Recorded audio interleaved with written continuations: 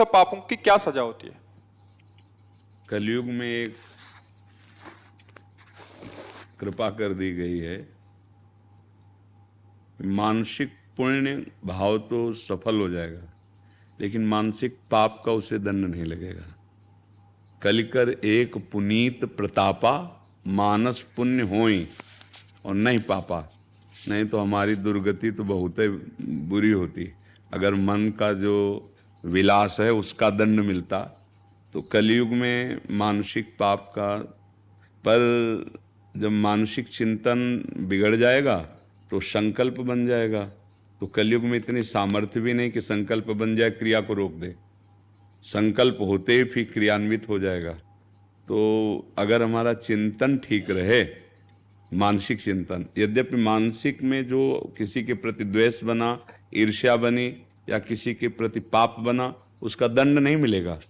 पर जो हमारा स्वभाव बिगड़ रहा है वो हमारी दुर्गति करवा देगा। क्या कि वो आज तो केवल चिंतन हो रहा है, कल क्रियाओं में आ जाएगा। क्योंकि जो चिंतन में होता है वही क्रिया में आ जाता है। अगर हमारा असत चिंतन है तो फिर असत क्रियाएं होने लगेंगी। तो इसलिए चिंतन संभालने के लिए भगवान ने आदेश किया है, अनन्यस चिंतयन्तो माम, कि गंदा चिंतन पर अगर हो जाता है तो उसका कोई उसे पाप नहीं लगेगा। कलयुग में जब शारीरिक क्रियाओं के द्वारा होता है तो फिर उसको जो शुभ या अशुभ क्रिया है उसको फिर उसका फल मिलता है, लेकिन मानसिक पुण्य का लाभ मिल जाता है। जैसे आपके मन में कि कल वृंदावन जाएंगे और 50 संतों को भोजन पवाएंगे और पैसे की भी तैयारी कर ली, हाँ वो पैसा उतना रखा है, और अचानक ऐसा कार्य आया या अचानक ऐसा विघ्न आया, आप नहीं जा पाए, आपको पूरा मिल जाएगा। क्योंकि आपका मानसिक संकल्प, और मन से किसी के प्रति पाप सोचा पर क्रिया नहीं हुई तो आपको कोई दंड नहीं मिलेगा।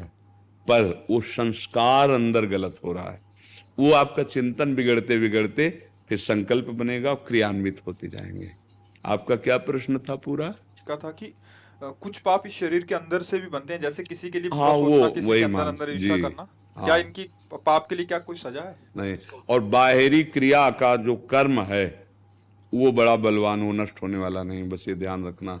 आज के सत्संग में जो सुबह सुना होगा जिसने, था करोड़ों कल्प तक कर्म इंतजार कर सकता है, करोड़ों कल्प तक बिना भोगे तुम्हें बचने ने एक ही उपाय है, हरिशरणम हरिशरणम। जो तुम्हारे सारे, भगवान कहते हैं ना, अहम तो हम सर्वपापेभ्यो मोक्षयिष्यामि मा शुचा। एकमात्र उपाय है कि प्रभु केवल क्षमा कर दें, दूसरा उपाय नहीं है। दूसरा आप सोचो दान पुण्य तो एक शुभ कर्म हो गया, लेकिन तुम्हारा पाप सुरक्षित है। इसलिए अधर्म आचरण, पाप आचरण से तो डरना चाहिए। जैसे सांप से नहीं डरते कि काट लेगा तो शरीर नष्ट हो जाएगा, तो सांप तो एक जन्म नष्ट करेगा। कर्म करोड़ युग नहीं, कल्प तक वो इंतजार करेगा। जो जहां समय आएगा वो तुम्हें नष्ट कर देगा। देखो ना, कह रहे भीष्म पितामह जी को कि 100 जन्म तक तो हम तो किया, बोले और आगे बढ़ो। मतलब समझो हमारे तो बहुत जन्म हो गए ना, जमा है। कर्म से बहुत सावधान रहे, बहुत खतरनाक वस्तु है कर्म, और बहुत मंगलदायक है कर्म। अगर वो शास्त्र के अनुसार, तस्मात् शास्त्रम प्रमाणम ते कार्याकार्यो व्यवस्थितो, शास्त्र विधान के अनुसार कर्म होता है और भगवद अर्पित कर्म होता है तो भगवत प्राप्ति करा देगा, परमानंद प्रदान करेगा। और अगर शास्त्र विरुद्ध होता है, अहंकार से होता है, वो दुर्गति करा देगा। इसलिए बहुत सावधानी से कर्म किया जाए। अंदर अगर हमसे कुछ गड़बड़ी हो रही तो उसके सुधारने के लिए जो नाम जप है ना, वो है। अंदर की गड़बड़ी ठीक है, बाहर तो बिल्कुल चूक नहीं होनी चाहिए।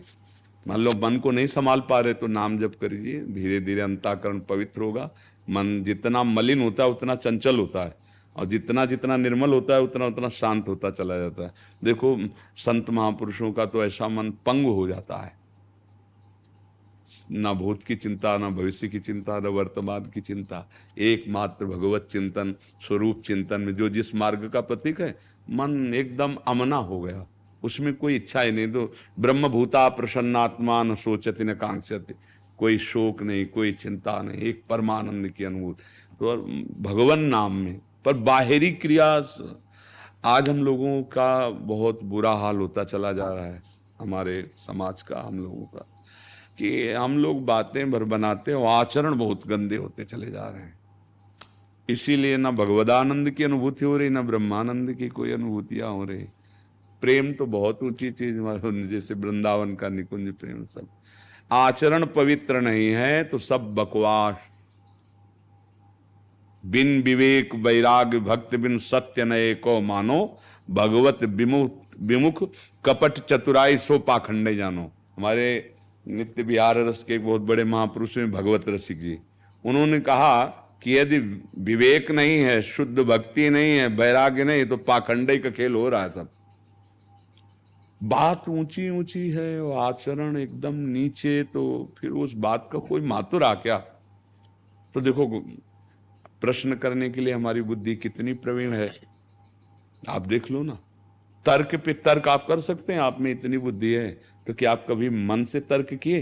अरे दुष्ट, इन जो गलत मार्ग की तरफ प्रेरणा कर रहा है, कभी आप उससे तर्क किए, उससे लड़े, कभी उसको परास्त किया? नहीं नहीं, उसको तो बहुत दुलार से रख रहे हो और उसकी बात मान रहे हो। और जब गुरुजन, शास्त्राज्ञा, संत वचन, तो उस पर फिर तर्क, फिर उस पर दोष दर्शन, फिर उस पर काट छांट। भैया नहीं नहीं, जहां से काम बनना है वहां काट मत करो, काट करो उस मन की जो तुम्हें फंसाया अनंत जन्मों से है। इसी का सुधारने के लिए ही तो हमें मानो दे और संत संग ये प्राप्त हुआ है। अंदर से गड़बड़ी जो हो रही है वो ठीक हो जाएगी, बाहर से ना होने पावे। और अंदर की गड़बड़ी तो भजन से ठीक हो जाएगी, बाहर संभाल लो। बाहर के कर्म अगर तो अवश्य में वो भोक्तव्यम कृतम कर्म शुभाशुभम, भोगना ही पड़ेगा। इसलिए डरो, जब कर्मों का फल आता है तो बहुत दुर्दशा हो जाती है। इसलिए हम सबसे प्रार्थना करते हैं, भगवान का आश्रय अंदर से तत्काल लो और जैसे बने वैसे भगवान